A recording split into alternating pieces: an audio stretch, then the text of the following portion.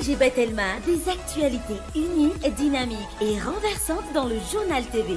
Du jamais vu chez Batimax. Une remise à la caisse jusqu'à 15% dans tout le magasin et 20% sur tous les carreaux. Batimax, la qualité au meilleur prix. Luciano ni Fampalalambao. Ina, plus raffiné que jamais. Ita, huilerie industrielle de Tamata, isacham tel suluajiv. Luciano ni Fampalalambao.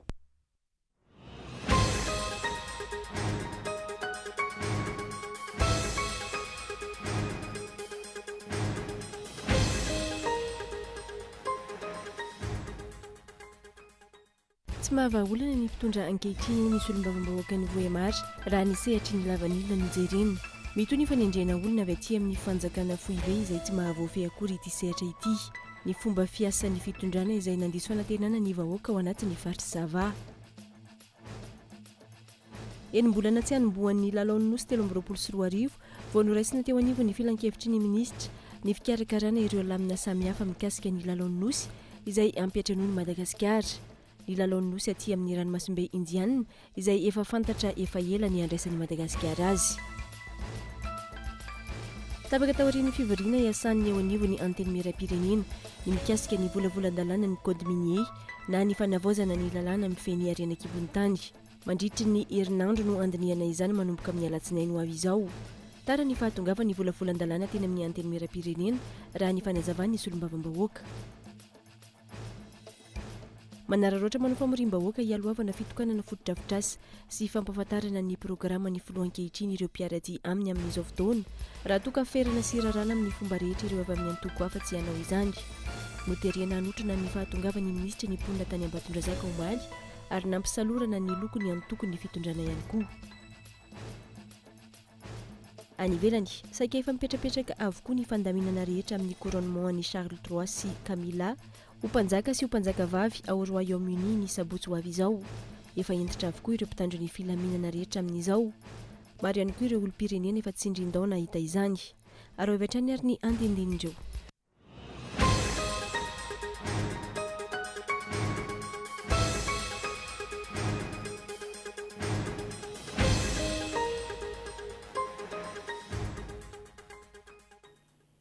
Alakamisy faefatra ny volana Mey taona 2024 manatra ny araba tomboko lahy sy tomboko vavy tonga soa tanatin'ny fampalambaovao asaina mpananjana ianao anaraka izany hatramin'ny farany.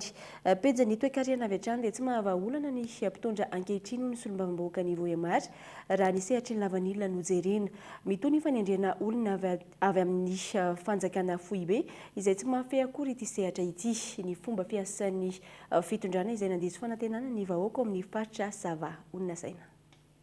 Mijano kabary-mbolona tabatra ny resaka fitsinjaram-pahefana eto amin'ny tany sy ny firenena raha ny zava-misy eo amin'ny seha-piariana lavanilina. Ny fanjakana foibe hatrany no miditra an-tsehatra na efa tsy nahita vahaolana aza tao anatin'izay taona maro izay. Efa namboly olana ny fananganana ny CNV na ny Conseil National de Lavanie noho ny fametrana olona tsy maisy tsy mahafehy akory ny seha-piariana lavanilina. Taorin'io, ny fanafoana n'ity rafitra ity no nandrandrainy rehetra sy ny famerenana ny fahefana ho an'ny eny fotony. Tsy izay nefa no nitranga fa ny fanatevenana sy fanendrena olona avy amin'ny fanjakana foibe indray no nivoaka nandritra ny filan-kevitry ny minisitra omaly. Natsangana araka izany ny CVM na ny komitiny lavanilina eto Madagasikara izay ahitana solotena roa avy amin'ny filohan'ny Repoblika, iray avy amin'ny Prime Ministra, iray avy ny an'ny ministeran'ny toe-karena sy ny fitantanam-bola, ny ministeran'ny adi-tany sy ny fitsinjaram-pahefana ary ny ministeran'ny varotra sy ny fantsifana. Voasolotena anatin'izany ihany koa ny avy amin'ny CNV sy ny filan-kevi-paritry ny lavanilina. Misy valo ireo andrafitra ny CVM ary ny enina amin'izany no avy amin'ny fanjakana foibe. Mivangongo any atapony ny fahefana sy ny fanapahan-kevitra ka tsy anteraina havan'ny olana hoy ny solombavambahoaka Edizara voafito amin'ny distrika ny Voemary.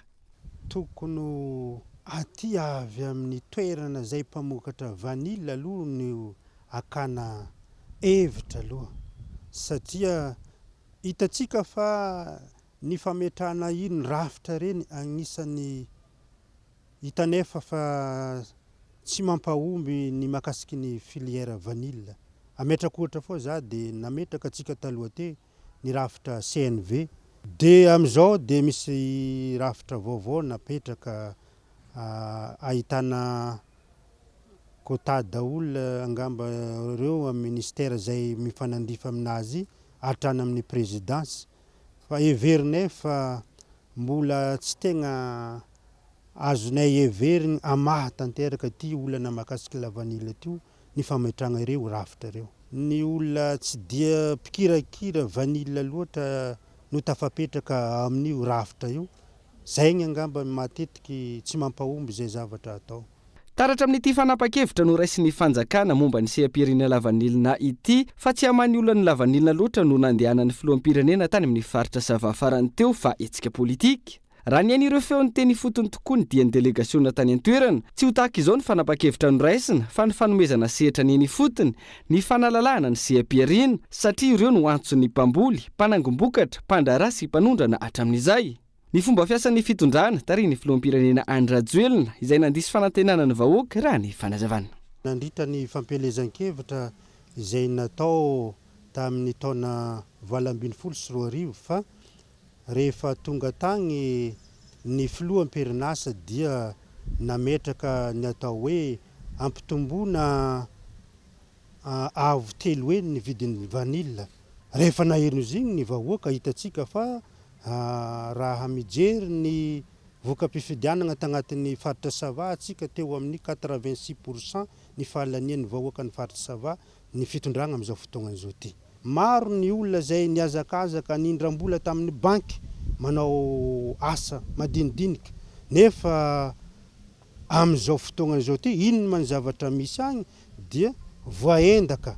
Maro ny olona zay voaendaka ny banky satria tsy tratra ny tanjona araka zay ny eritreretagna raha vao naheno zay fampiakarana vidin'ny vanilla zay. Izao zany tokony ikirakirana ny makasiky ny fotoana fiotazana manaraka io nefa tsika mbola agnatin'ny problème ny tamin'ny taondasa. Zay ny antony anaovako hoe tsy mahomby le zavatra ho apetraka zao ty.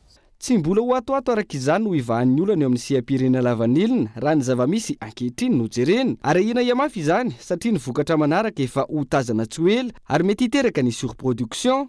Itony olana eo amin'ny fahazahoana ny agrément no ireo sivana maro samihafa apetraky ny fanjakana ary izay tiana tahaka ny teo aloha ihany no azo izay fahazahoan-dalana izay. Tsy misy ny fahalalahana ka ho ambany hatrany ny vidin'ny vokatra. Tranga izay anamafy indray ny fahavoazan'ireo tantsampamokatra izay efa miaina anatin'ny fahasahiranana lalina. Amin'izao herinandro vitsitsika tona ny taom-panondranana izao, mbola latsaky ny 20 isanjato oharina tamin'ny taona lasa ny lavanilina naondra ny Madagasikara. Araka izany, ahina itotongana hatrany ny sandam-bola malagasy noho ny fianan'ny vola vahiny miditra eto amintsika. Taorian'ity fanapa-kevitra nandritra ny filan-kevitry ny minisitra Omaly ity, miandry izay ho fomba fiasan'ny CVM ny rehetra rehefa tsy naomby ny CNV. Ary raha tsy mbola avany olana indray araka ny fanambaran'ny solombavambahoaka, mety isy komity vaovao ajoro ankoatra ireto CVM sy CNV ireto.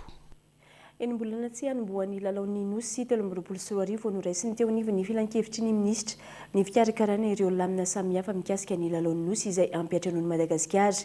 Ny lalaon'ny nosy izay aty amin'ny ranomasimbe Indiana izay efa fantatra efa ela ny andraisan'ny Madagasikara azy. Fitino Koloina.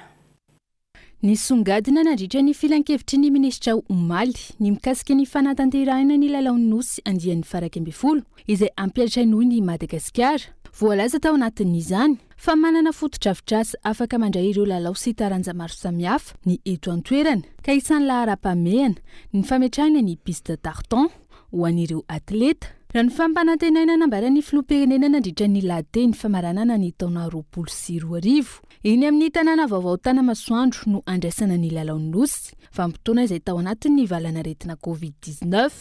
Ny toerana fanaovana fanatanjahantena izay anisany andraisantsika ihany koa sy manana ny fandraisana ny lalaon'ny nosy na ny Jeux des Îles. Raha ny fanadidina farany natao teny an-toerana tamin'ny 9 Martsa 2024 tsy misy tokotany ny mikasika ny foto-drafitrasa eny Tanamasoandro. Mbola olana amin'ny fanatanterahana ny sorabola anatin'ny notification nomena ireo tompon-tany no hita raha ny fanazavana ireo tompon-tany tamin'izany.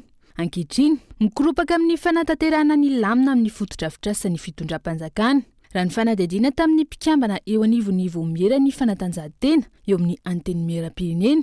Faniriana fotsiny ihany ny fanatanterahana ny lalaon'ny nosy teny Tanamasoandro. Ia, iny faniriana iny fatatsika ny zavatra misy teto amin'ny tany sy ny firenena ny antony tsy natanteraka an'izany dia efa manantsika ny kianja lehibe izay mampitolagaga eto Afrika satria misy ny kianja ny Barea io izay misy ny kianja ny atletisme sy ny kianja anaovana football ampy andraisana ireo atleta maro dia maro ary eo ihany koa moa no mino fanombohan'izany Jeux des Îles izany ny kianja fanaovana dobo filamosana efa manao kianja na tsipikanety be satria eo amin'ny préparation ny atleta atsika aloha dia fantatra fa isy ireo atleta izay efa lasany andafy fa mbola iampy koa izy ireo andeha any États-Unis, any Chine amin'ny resaka fiomanana zava-dehibe amin'ny resaka fiatsehana lalao iraisam-pirenena zany Efa bolana tsy hatongavany datiny 20 aogositra maro ireo fotodrafitrasa sy lamina tsy tomombana tsy hisy ny village des jeux ary hiparitaka ny amin'ireo trano fandraisam-bahiny eto an-drenivohitra ireo mpilalao avy amin'ireo firenena miisa 7 mandray anjara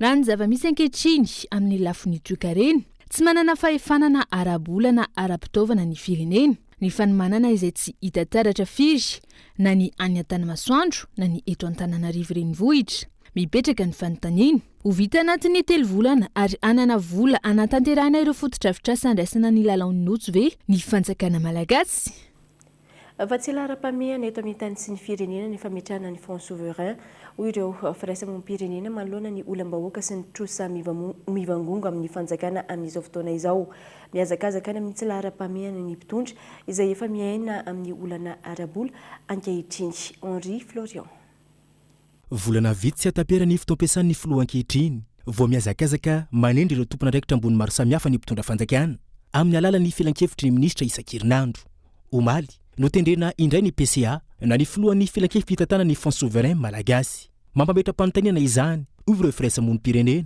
manoloana ny olana arabola misy eto amin'ny fanjakana amin'izao fotoana izao tsy afaka miodina araka ny tokony ho izy ihany koa ny fampandehanan-draharaha raha tsy tonga le vola avy amin'ny mpamatsy vola izay andrasana amin'ny volana jona ho avy izao ny fametrana ny fonds souverain moa zany dia midika efa manana réserve ny fanjakana koa mijery ny fomba fampiasana an'izay réserve izay kanefa fantatra moa zany amin'izao fa sahirana ny fanjakana amin'ny resaka arabola koa marina mihitsy mipetraka amin'ny fanontaniana hoe any amin'ny laham-pameana hoe zany hoe fametrahana ny birao ny filan-kevitra mitatana ny fonds souverain izay satria raha misy an'izay filan-kevitra mipetraka izay dia midika hoe misy vola ho atokana ho an'izay rafitra vaovao apetraka izay kanefa ny amin'izao ny laham-pameana dia hoe manina moa no tsy manam-bola ny fanjakana natao iny izay vola izay no hoe sahirantsika misy fournisseur tsy voaloha tsy afaka miroso amin'ny engagement ny ministère fa eo koa moa zany le fanontaniana faro hoe raha hoe amin'izao moa zany dia miandry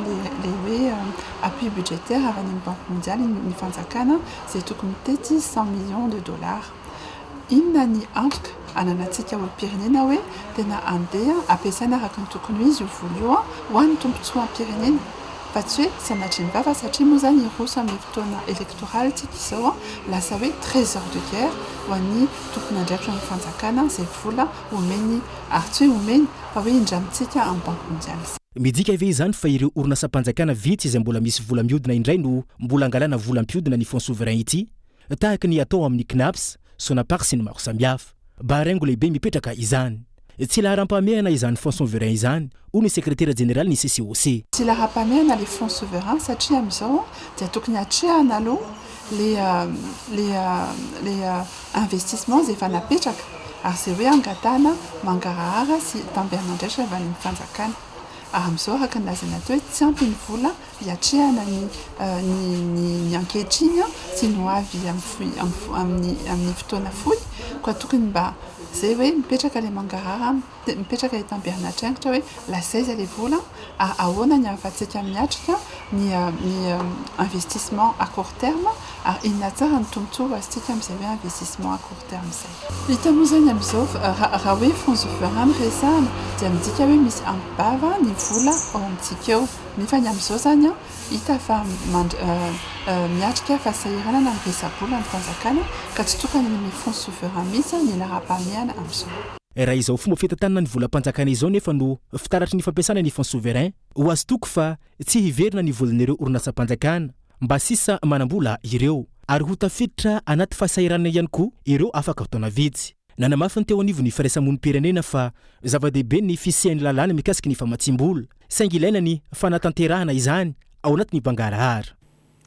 Tapaka tahotra ny fivoriana iasan'ny eo anivon'ny anteny mera-pirenena ny mikasika ny volavolan-dalàna ny code minier na ny fanavaozana ny lalàna amin'ny feny arena kibon-tany. Mandritry ny herinandro no andininy izany manomboka amin'ny alatsinainy ho avy izao. Tara ny fahatongavany volavolan-dalàna teny amin'ny anteny mera-pirenena raha ny fanazavany ny solombavam-bahoaka.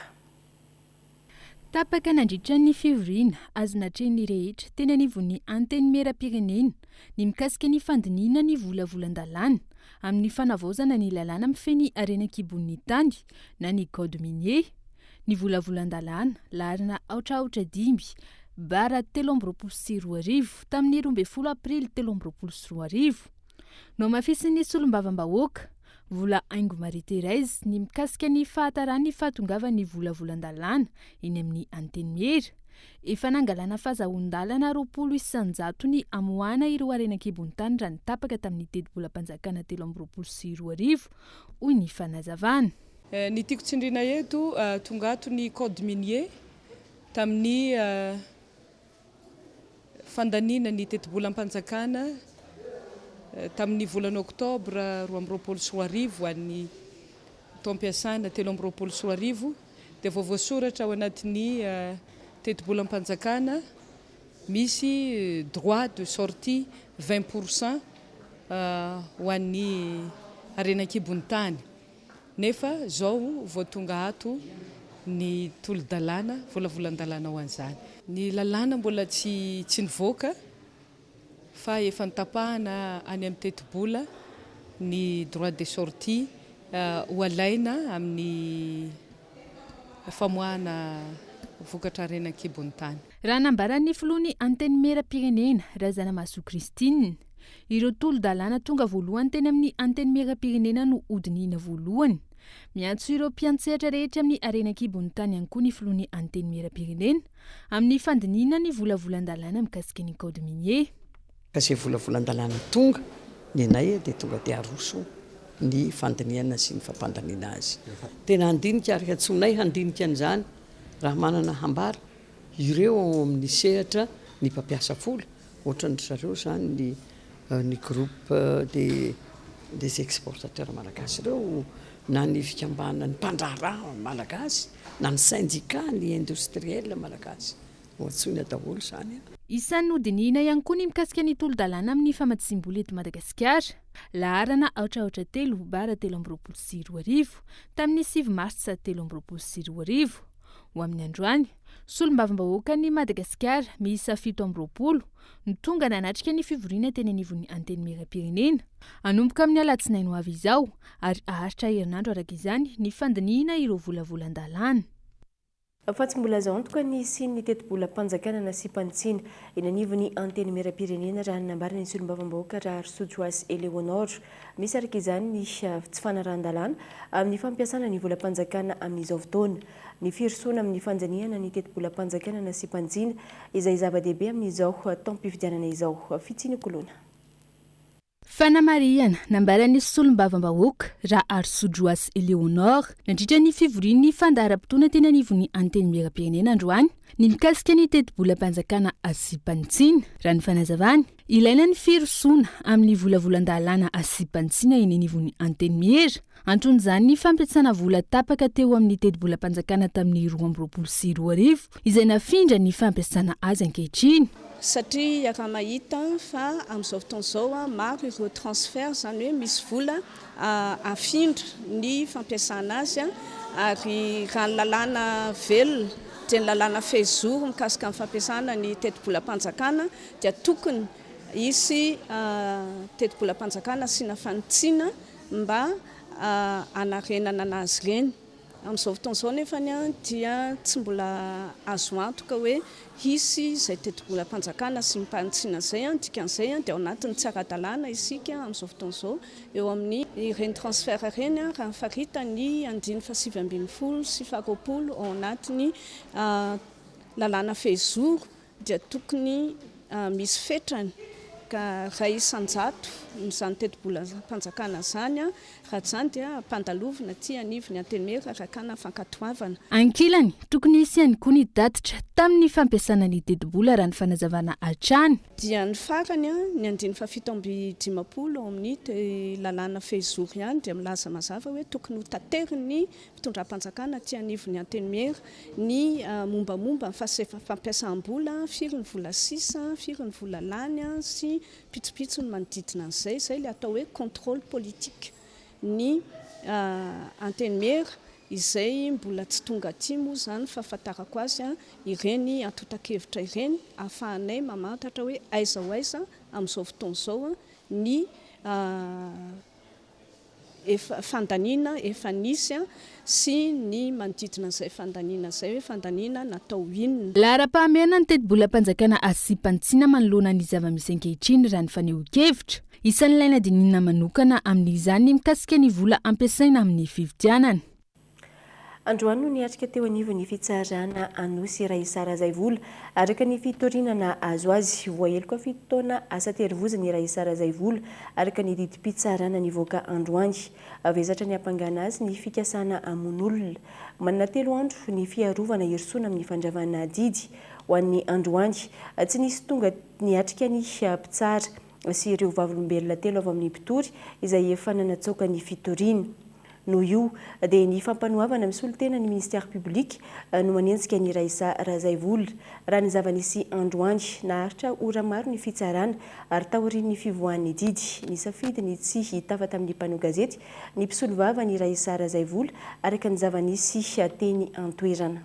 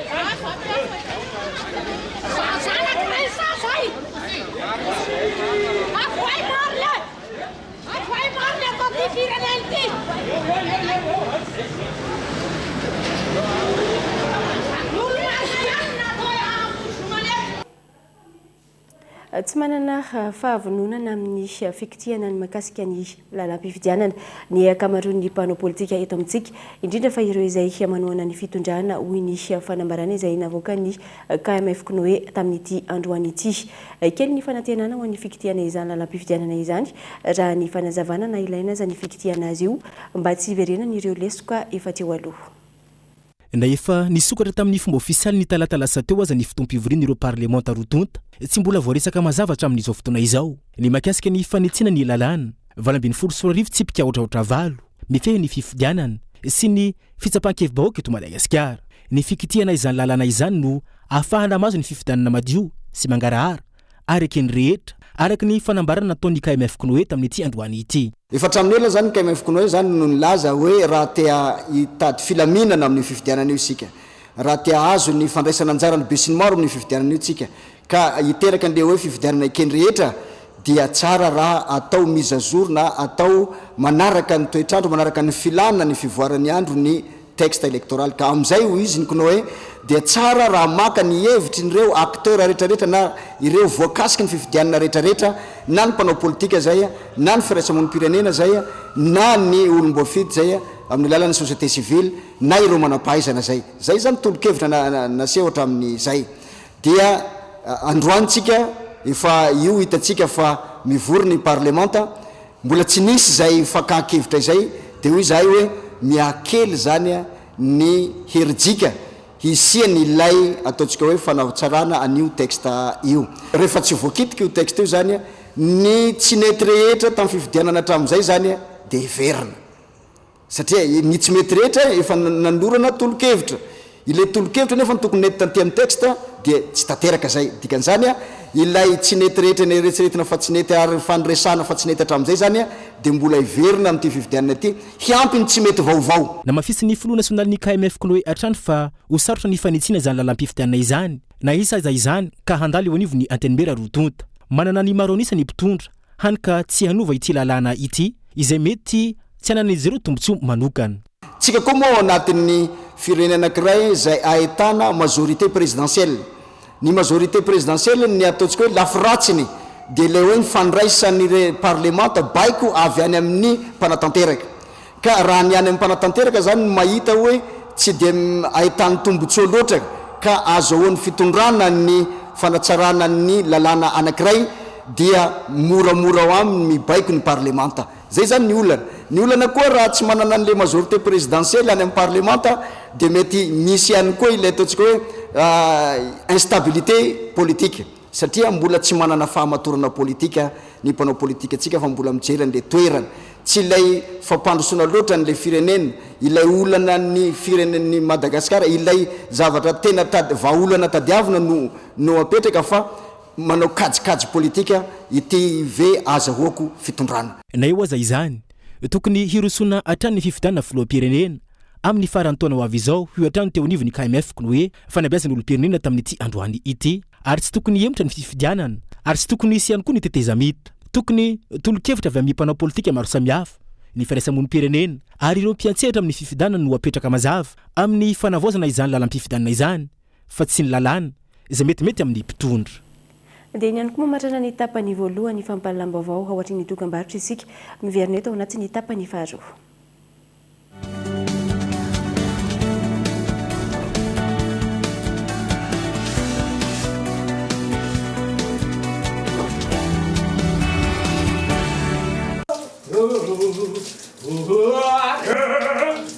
Marco! Lapsi laissez! On me 60 laissez! Lapsi! On me 60 laisse Brenna! Lapsi laissez! On me 60 laissez! Marco!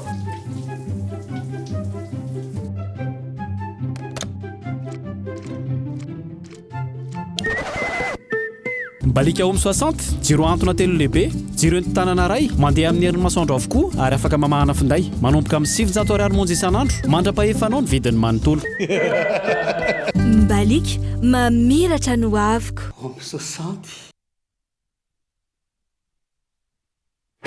Ina dia vita amin'ny soja voafantina mba hampatsiro ireo karazan-tsakafo karakarainao ny menaka Ina dia ahitana oméga 3 sy oméga 6 ary ara-pahasalamana no ny otrikaina entin'ny soja. Ina ilay menaka manome tsirony nahandronao isan'andro.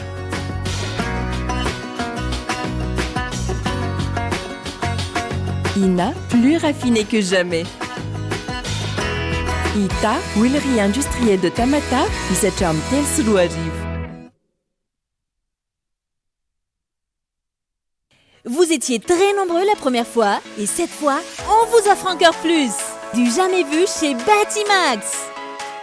Une remise à la caisse jusqu'à 15% dans tout le magasin et 20% sur tous les carreaux. Je dis bien 20%.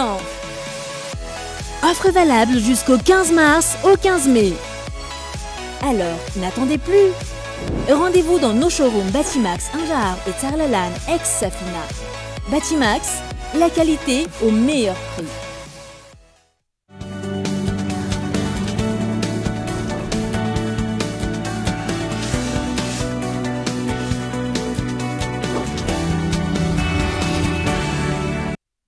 Isaonatraina tomboky lasy tomboky vavy mbola miaraka aminay ato anatin'ny fampahalam-baovao mamerina andiazaba tonga soa indray raha ato anatin'ny tapany faharoa nidina andalambe ireo ponina teny Andranomena ao amin'ny boriboritany fahaenina minitra vitsy lasa izay no ny fahatapahan-jiro lavareny sy miverimberina eny an-toerana tsy araka ny fampandrenesana ataon'ny orinasa JIRAMA ny zava-misy hoy ireo ponina fa tapaka amin'ny fotoana rehetra no sady manimba fitaovana. Nandoro kodiarana ireo ponina ka tapaka vokatra izany ny lalana ka niteraka fitohanana lavareny. Ny ponina Andranomena izay tsy voa izao no nanao hetsika vokatra ity fahatapahan-jiro ity.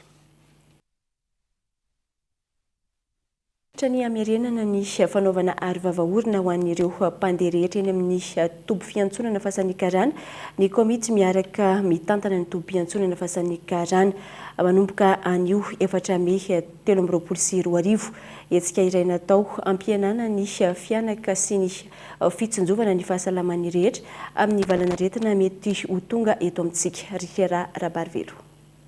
Amin'izao akatoko ny vanim-potoana ny ririnina izao nametraka lamany amin'ny tsy maintsy anaovana arivavaorina ny eo anivon'ny tobo fiantsonana fasan'ny karana nanomboka tamin'ity androany ity tanjona ny afan'ny tsirairay miaro tena indrindra ireo mpandeha sy mpamily. Ankehitriny tokoa ny ety amin'ny tobo fiantsonana fasan'ny karana ho ana eo amin'ny mpitatana ny tobo fiantsonana ka MMTV dia tsapanay tokoa fa efa miditra vaninandro rinina ary efa vaninandro rinina moa dia raha mahalala fa mitamberina ny saina dia mijery todika satria nandalo teto amin'ny tany sy ny firenena eran'izao tontolo izao ny atao hoe coronavirus ny Covid-19 zany eto izay dia mahatsapa tanteraka fa efa misy ny olona marisarisa. Raha tsy ivana ny andro ririnina toy izao no tena mampirongatra ny aretina isan-karazany ho an'ny olona marefo ka ilaina hatrany ny mitandrina. Manentana ny rehetra nisy arivavaorina araka izany ny tompona andraikitra eo anivon'ny tobo fiantsonana fasan'ny karana. Raha iverenana ny 20 hatramin'ny 30 aprily lasa teo teto Madagasikara 20 nisan'ireo trangana Covid hita manerana ny nosy. Fa mandeha ny tsena ny akoho haingon-jaridaina eto amintsika amin'izao fotoana saingy mbola vitsy ny mahafantatra ny fisiny ankilany lafo ary tsy takatry ny sarambabem-bahoaka ny vidiny noho izy afarana avy any ivelany. Daniela Minarso. Ankoatra ny akoho fakana atody sy fakana nofo misy ary maro karazany ihany koa ny akoho natao haingo tanàna na haingo-jaridaina. Reto karazana akoho reto zany dia misy ny atao hoe Sussex, misy ny atao hoe Australorp. Sussex zao reto ambony sy ambany reto dia hito ny Australorp. Mampiavaka ny eto aminay dia poule d'ornement ny eto aminay, zany hoe natao akoho natao haingo tanàna na haingona jardin zany. Dia reto zany reto akoho reto dia karazana akoho mikotrika fa tsy manatody fa tsy mikotrika. Dia zareo zany hito somary mafimafy kely izy zany amin'ny resaka toetrandro zany izy tena maharitra be, zay zany mampiavaka anazy. Dia ny tena mampiavaka an'ireo akoho pondeuse ireo na mpanatody lava ireo dia izy manatody atody 250 œufs par an, zany hoe sur 365 jours zany. Mandeha ny tsenan'ireo karazana akoho izay afarana avy any ivelan'ireo saingy mbola vetsy ny olona mahafantatra ny fisindra ny fanazavana mbola lafo ary tsy zakany fa efa ny vidiny be sy maro ihany koa izy ireny amin'izao fotoana. Eo amin'ny vidiny aloha zany zay ny anisan'ny mampihemotra ny olona iompy anazy. Ny vidiny somary lafolafo amin'izay le hoe fanafarana sy ohatran'izay zay satria ohatran'ny reto zao ohatra dia 250 000 ariary ny vidiny anankiray eo amin'ny enim-bolana eo. Enim-bolana izy efa manatody efa manaraka tsara. Dia raha ividy dia amina foara na ferma azo antoka ihany ny tsara anaovana anazy ividanana. Avy any Angleterre ny Sussex, avy any Australie ny Australorp, ary misy ihany koa ireo karazany avy any Turquie sy ny sisa. Azo ataony manotrika ny atodin'ireo akoho haingo-jaridaina amin'ireo reny akoho gasy na amina couveuse miankina amin'ny safidin'ny tompony na izany raha ny fanazavana tsara tsy afangaro ny rasin'izy ireo. Misy karazany amin'ny lafiny ara-tsakafo amin'ny safidin'ny mpiompy na izy manao taiza gasy menakatsaka na sotr'izany na amin'ny mampolo pondeuse anazy omena provende. Raha le provende indray izy somary lafolafo ny koa an'le izy fa ho anay manokana aloha passion le izy dia tsy raha vaky lohan'le zay zany zay fa fitiavana le izy. Tena tsara zany aloha tsy simbaina le rasy. Rehefa ohatra zany hoe Sussex Herminé Noir dia aloha ampiarahanao amin'ny Sussex Herminé Noir fa tsy hoe Sussex ampiarahanao amin'ny rasy Australorp na ohatr'izany mba hitazomana an'le rasy pure. Zay tena mahasarotiny be anay le fikajiana an'le rasy pure satria hafa ihany mahita izy. Ny atsika matetika no tsy zakany akoho, nilaza nefa ireto mpiantsehatra amin'ny akoho haingo zaridaina ireto fa mazaka antsika ireto karazana akoho vahiny ireto. Tsy ivina isa mandray anjara amin'ny fepa tanterahiny nanitsanina ireto mpiantsehatra amin'ny akoho haingo zaridaina ireto. Ny fepa izay nosokafana tamin'ny fomba ofisialy androany andiany fa 7 ary tsy farana raha tsy fafito ny volana May ho avy izao. Fa ho atsaraina ny famokarana ny katsaka, ny mangahazo sy ny tsaramaso ary ny ovy eto Madagasikara hoy ny anivon'ny FIFA androany. Ho atsaraina amin'ny alalan'ny fikarohana ihany koa ireo masomboly hifanaraka amin'ny fiovan'ny toetry ny andro. Fananjadiana. Ambilen'ny olona amin'ny faritra rehetra eto Madagasikara ny katsaka sy ny tsaramaso raha tokany amin'ny faritra avo no ahitanareo mpamokatra ovy ary any amin'ny ilany atsinanana ny mangahazo. Raha ny taremarika voaray manodidina ny 4,7 hektara isan-taona ny tany voavoly katsaka eto Madagasikara, 4,7 hektara isan-taona ho an'ny mangahazo, 8,7 hektara ho an'ny ovy ary 4,5 hektara isan-taona ho an'ny tsaramaso. Raha ny zavamisy tsy ampy ny vokatra ary latsaky ny 2 hektara ny velaran-tany ambolena ho an'ny tantsaha amin'ny ankapobeny. Nisy arak'izany ny fikarohana natao anatarana ny vokatra miainga amin'ny filan'ny tantsaha, ny fanatarana ny masomboly sy ny vokatra eto amintsika. Eo ihany koa ny fiatrehana ny fiovan'ny toetrandro. Ary anisan'ny fanampy ankoatran'izay hoe fanatratrarana ny fahavitatana sakafo izay dia le fanampy lehibe dia le hoe ilay fiovan'ny toetrandro izay efa iainantsika amin'izao fotoana izao ary ho fanampy mandritra mbola ampolony taona aorianan'izao fa tsy ho vita vetivety io. Ka ny fikarohana zany dia tsy maintsy mifantoka amin'izay lafiny farafaratsiny anankiroa izay ny fanatsarana ny kalitaon'ireo vokatra ireo ao anatin'ireo raha ireo voly efatra ireo no resantsika sy ihany koa ny fietrehana ny hoe ireo karazana voly izay resantsika ireo dia tokony hatanty ny fiovan'ny toetrandro. Faritra 3 Analamanga, Itasy ary Vakinakaratra no nanaovana fikarohana niarahana tamin'ny tetikasa Prezanina vatsiny ny vondrona Eropeanina vola. Tanjona amin'izany ny anatarana ny masomboly sy ny fanamorana ny fisitrahana ireo tantsaha mpamokatra izany. Nandritra ny fanadihadiana natao, napetraka ihany koa ny fomba ahafana miara-miasa ahazona vokatra tsara.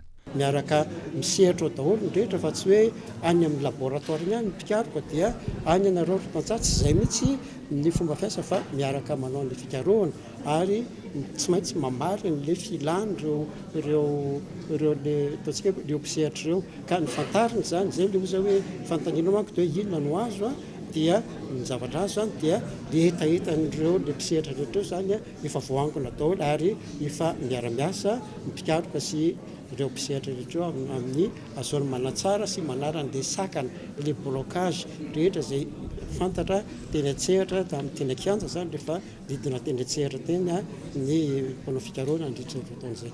No tanterana androany ny atrikasa fanangonana ireo antotan-kevitra voaray mikasika ny fanadihadiana natao momba ny katsaka, mangahazo, tsaramaso sy ny ovy eto Madagasikara.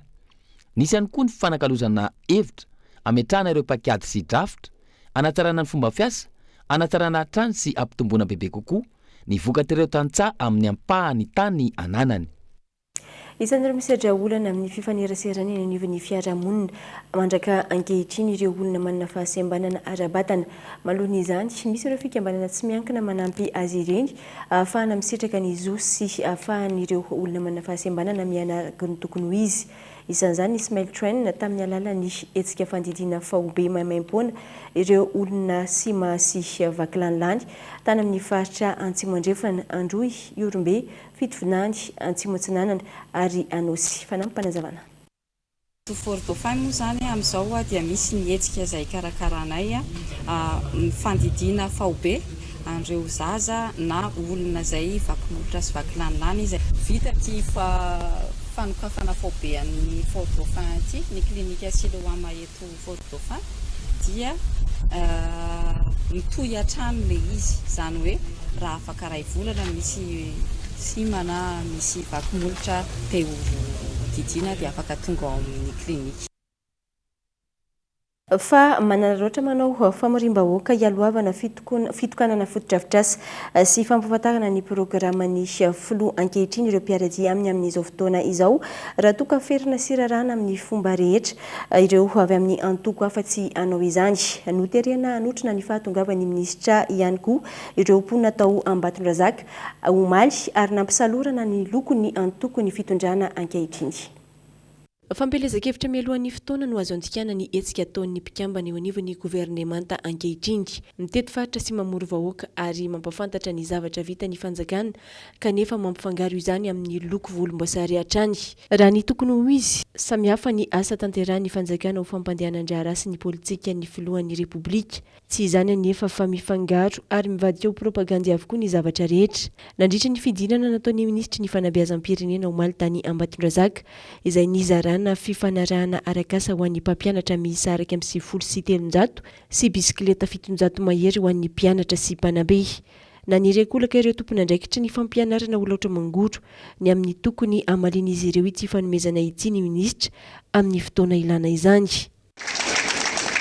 Ka isaorana azy raha hoany alaotra mangoro manokana raha tamin'ity naviavady ity dia miezaka satria natao mihoatra no 8e septembre ny isan'ny recrutement isaky ny région na ny faritra isaky ny Cisco anatin'izany ny Anjilamena anatin'izany ny Beanala izay arabaiko manokana ka araka ny teneniko foana dia izao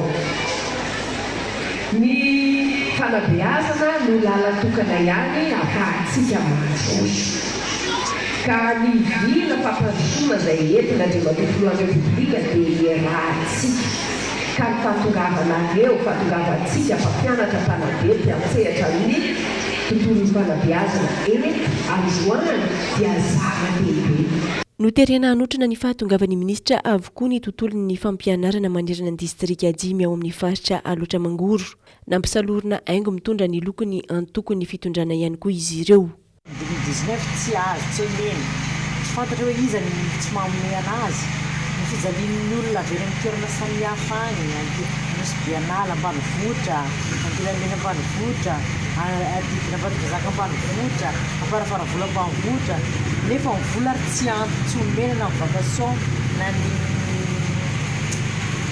subvention mpampianatra franc fa tsy maintsy tonga teto fa Ambatondrazaka daholo zany izy fa hoe roana hoy izay tsy mitonga dia magagaray zany le zavatra misy nefa mitanina foana zay hoe tsy maintsy ho avy ndray ny contrat manaraka hoe miarina rehefa nomena contrat nefa 2 ans ny contrat zay vao tonga ane terena zany le fahatongavan'ilay olona be lehibe teto terena ankolaka ny sasany na tsy vantana izy fa ankolaka hoe tsy mahay obligatoire tsy maintsy tonga any fa zay tsy tonga dia mahazo de na sazy mety ho afila affectation. Mahakasika ny fanabeazana ho aloatra mangoro manokana mandringa ny fampandehanan-draharaha raha ny fitarainan'ireo mpanabe any an-toerana manoloana ny olany mpampianatra frama sy ny vacation izay efa hatramin'ny taona 2024 no tsy voaray ity mpanabe ity izay nisafidiny tsy hisy eo tare no ny raha matahora mianjady amin'izy ireo satria miaraka amin'ny politika ireny ary zao ny bisikileta ho zaraina ho ampampianatra filona anazy tamin'ny vaovao nefa zaraina ho ampampianatra ankolaka zany anarena ny ray aman-dreny mba hifidy anjareny ny andro manaraka dia karama fa tsy ampy ny fatsaka ny mpampianatra moka zany zao ny karama eo ampelantanany ampiam-piainana lafo fa tokony mba omena amin'ny ara-dalàna zany ny tamin'ny karama zay tokony azo omena ohatra hoe vacation na hoe subvention le mpampianatra fanampy amin'ny frama reny fa tsy tokony atao tsinotsinona ohatra zany ary tsy tokony terena koa zany ny olona zany fa tokony afahany mandeha tsotra fotsiny mandeha amin'ny fahalalàna. Ny fitondram-panjakana izay nandrara ny famorim-bahoaka tamin'ny alalan'ny ministry ny atitany sy ny fitsinjaram-pahefana andro maro lasa izay ary noenjehina sy noferana avokoa ireo famorim-bahoaka na faneho-kevitra taoriana io raha toka manararoatra manantanteraka izany isaparitra mihitsy ny antoka avy amin'ny fitondrana sy ireo mpikambana eo anivon'ny governemanta ankehitriny. betsaka ny andraikitry ny mpamonjy-voina ary vitsy amin'ny siaponina no mahafantatra izany. Antony safidianana nanaovana varavarana misokatra ho fankalazana ny andro iraisam-pirenena ho an'ny sampana mpamonjy-voina raha ny teto Antananarivo renivohitra manokana. Fanadiadiana. Andro natokana tsarovana ireo mpamonjy voina namonjy ainy teo am-panatanterahana ny asan'ny andro iraisam-pirenena ho an'ny sampana mpamonjy voina nakalazaina androany ho an'ny mpamonjy voina eto Antananarivo renivohitra manokana. Nisy ny varavarana misokatra natao fampahafantarana ny asa sy andraikitra sahan'izy ireo ankoatra ny fankalazana manetriketrika sy fahatsarovana ireo namonjy ainy. Efa nisan'izany satria ny mpamonjy voina nge dia loha laharana amin'ny famonjena voina. Ianao raha loha laharana zay amin'ny resaka famonjena voina, ianao zany no exposé voalohany indrindra amin'ny izay mety favoasana mety iseho zany. Dia efa nisy ny tato aminay, efa nisy ny namoiny ainy tamin'izany andraikitra sahanina zany. Ho an'ny famonjena voina manokana raha tsy laza afa-tsy ny firehetana azo ampiasaina avokoa ny 570 ny fantsondrano eto Antananarivo ny tompona andraikitra. Vonina avy hatrany aorian'ny antso voaray ireo ekipa mpamonjy voina raha ny fanazavana trany saingy ny fahatarany antso matetika ny olana amin'ny tranga. Eo ihany koa ny fitohanany fifamoivoizana mihazo ny toerany misy ny loza. Manano sarotra amin'ny fanatanterahana ny asa ngamba raha antsika mahita ny fitohanana eto Antananarivo. Fitohanana sy ireo fanorenana tsara-dalàna. Nefa moa zany efa miezaka mitady vahaolana amin'izay ny tompona andraikitra tsirairay avy eto anivon'ny commune urbaine Antananarivo. Dia any anatin'ny mamaha-olana izay zavatra izay efa miezaka manakaiky ny vahoaka ny mpamonjy voina satria raha mahatsikaritra tsika ny boriboritany ao anatin'ny boriboritany enina efatra amin'ireo efa misy caserna sapeur-pompier inokotsika sy antenaitsika fa isy volon'ny mpamonjy voina daholo eran'ny boriboritany anakenina. Dia mba tsy hanano sarotra izay zavatra resaka teneko anao zay olana mety tranga zay amin'ny fahatarana ohatra. Mitotala 4,700 amin'izao fotoana ireo mpamonjy voina mitoby ao Tsaralalàna. Ny 4,700 amin'ireo efa amperinasa ary ny 100 mbola nanao fiofanana. Nandritra ny varavarana misokatra no karakarain'izy ireo androany. Maro ireo tonga nitsidika sy te hamantatra ny asa sy ireo fitaovana fampiasa amin'ny famonjena voina. Ny Toliara dia nitondra soro-bavety manoloana ny Biraony Semady ao Toliara. Ireo vahoaka tsy mbola nahazo ny onitra amin'ny fandravana ny tany sy ny trano fonenan'izy ireo noho ny fanamboaran-dalana tao anatin'ny tetika Sabadev ao Andakoro any amin'ny commune Ambonivohitra Toliara. Miantso ny tompona andraikitra mahefy izy ireo hijery akaiky ity raharaha ity. Bonhomme Élisée, Kolo Toliara. Arirarira ny fanjakana ny fandoavana ny onitra amin'ny fangalana ny tany sy fandrodanana ny trano fonenan'ireo mponina mipetraka ao amin'ny fokon-tany Andakoro noho ny fanamboaran-dalana ataon'ny fanjakana izay tafiditra ao anatin'ny tetika Sabadev ka ny Semady no misahana ny fanonerana ireo onitra ireo. Efa iray taona mahery no nanomezan'ny tompona andraikitra fampanantenana azy ireo ny amin'ny fanonerana io onitra io raha ny fanazavana saingy tsy mbola hita soritra hatramin'izao. Ireto olo mivory eto reto zao fokontany any amin'ny fokontany limy na eny voakasiky ny lalana namboariny Semady eo. Ny zavatra misy anefa ho anareo mpitondra fanjakana ambony na eto antoerana ny volanay mbo tsy azonay ary tena misy ny tena very zo tanteraky tsy omeana tsy mahazo.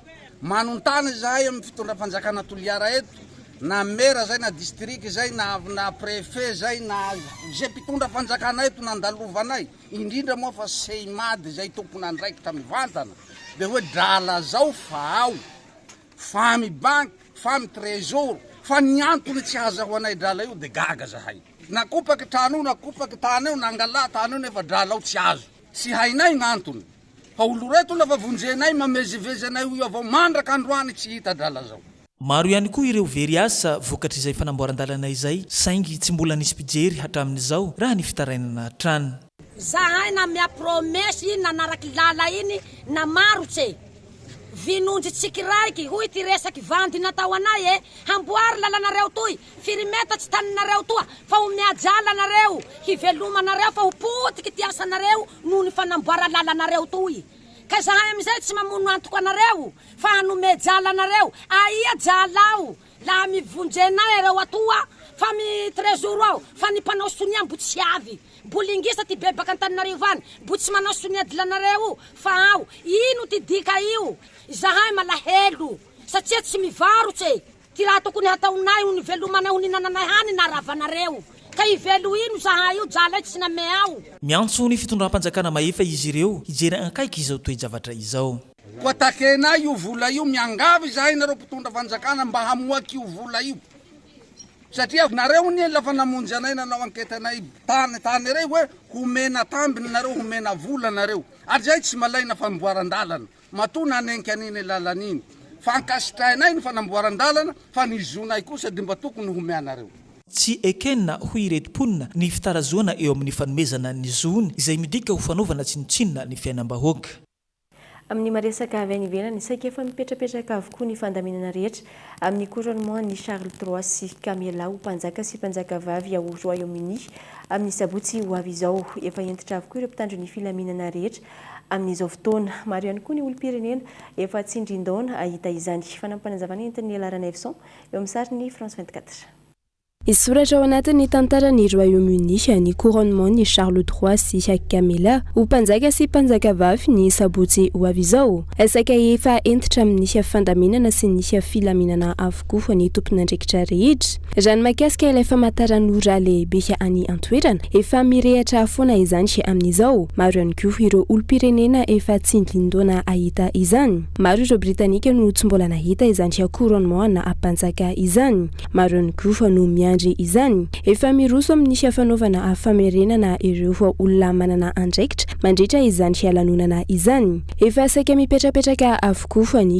fomba hankalazany rehetra izany misy dimanjato sy arivo sy iray alina ireo mpitandro ny filaminana ho ahetsika hitandro ny filaminana mandritra izany hetsika izany efa misy kosa amin'izao ireo olona efa mamandrika ny toerana ahafahan'izy ireo mijery ny lanonana.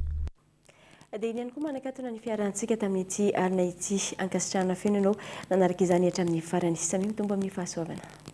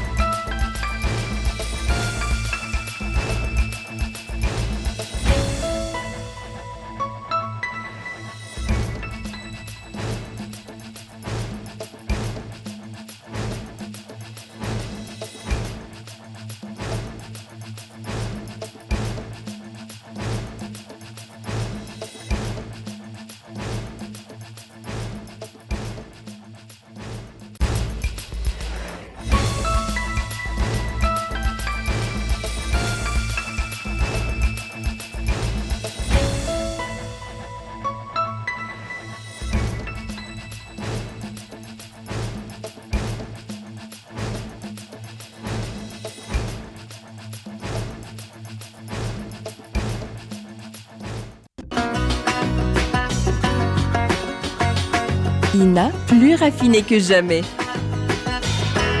ITA, huilerie industrielle de Tamata, Isacham Telsuluariv. Vous a présenté Nivavo. Du jamais vu chez Batimax. Une remise à la caisse jusqu'à 15% dans tout le magasin et 20% sur tous les carreaux. Batimax, la qualité au meilleur prix. Vous a présenté Nivavo. 5G Batelma, des actualités unies, dynamiques et renversantes dans le journal TV.